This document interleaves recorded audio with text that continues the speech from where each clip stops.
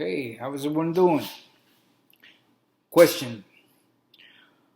Do actions done in anger have consequences that can affect you very much?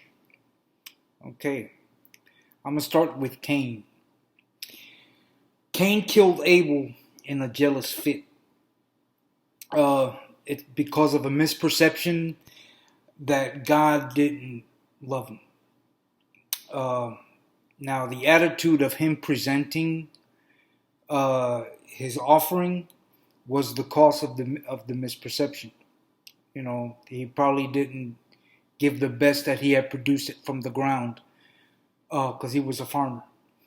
Uh, so like it's just like when you give your offering, some people will offer uh, what's left of what they earned instead of offering the first of the earned, like the tithe. Tithe is the first fruits. You give the tithe of what you earned. It's 10%, and then you go above that to give your offering. So he probably whatever was left, and it was all rotten because he was a farmer. That's what he offered God. Okay, the second one, Moses. Now Moses displayed anger twice. The first time was when he returned from Mount Sinai, had the tablets that God had written himself. And when he noticed, that they were worshiping the golden calf and everything, he threw down the tablets. Now, his punishment for that was he had to write the tablets himself. God wasn't going to provide replacement tablets. So he had to do it himself. Now, you got to, did he remember what God had wrote the first time? Okay, the second time he displayed anger was when he struck the rock. The people are complaining. Like they're complaining so much that he got frustrated and he struck the rock in anger, and water came out. Because he struck the rock in anger, God prevented him from going into the promised land. He got to see it because he told him to go up to the top, but he couldn't go in. So then those two actions had significant impact on Moses. Okay, now Simeon and Levi, two of the sons of Jacob, of his 12. Okay, Simeon and Levi were angry because of the rape of their full sister, right, Dinah. Dinah was raped. She was the daughter of Leah and Jacob, right? And then the rapist decided that he wanted to marry, Dinah. Well, they said, okay, no, we can't hook up with you guys because you guys have to be circumcised. So they submitted, the whole tribe submitted to circumcision. And then, while in their weakened state, Levi, or Simeon and Levi both, they went in and they killed every man in that tribe. And then when Jacob was sensing that he was going to die, he called all his sons together and he started to prophesy over each one. Some of those prophecies weren't good. Others were like, "Oh yeah, you're all that in a bag of chips." When it came to Simeon and Levi, he probably, because he did it individual until he got to Simeon and Levi. When he got to Simeon and Levi, he did it twice. He did it together. In that, he said that the prophecy basically was saying that they were going to be divided, right? You got, go on in the future. The Levites were the priests.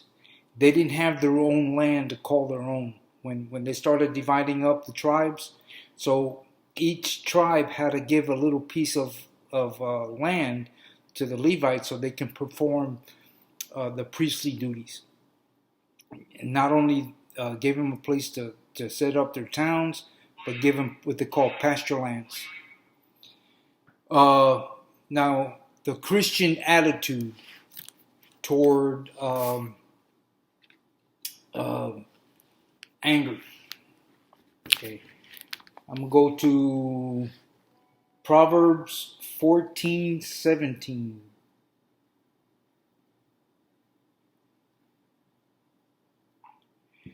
Says, a quick-tempered man acts foolishly, and a man of wicked intentions is hated. So when you look at that, it needs to you need to discern that. And then you go to Ephesians chapter 4, verse 26 through 27. It says, be angry. Doesn't say you can't get angry. Be angry and do not sin. Do not let the sun go down on your wrath, nor give a place to the devil. Okay, now imagine back in the day when they had these door-to-door salesmen that trying to sell you something and would shut the door. He put the foot in the door to keep it from while he keeps on talking. Blah, blah, blah. And so you put basically it's the same action to let the devil put a foot in your door to keep you from shunning him away. So that right there, you need to take control, take authority over that. And then in verse 31 of the same chapter says, let all bitterness, wrath, anger, clamor, and evil speaking be put away from you with all malice. Okay. Now, what if you're dealing with a person in anger, right? We get those all the time. A person with anger, you go to chapter 15 in Proverbs. Proverbs chapter 15. Let's start at verse 1. A soft answer turns away wrath, but a harsh word stirs up anger.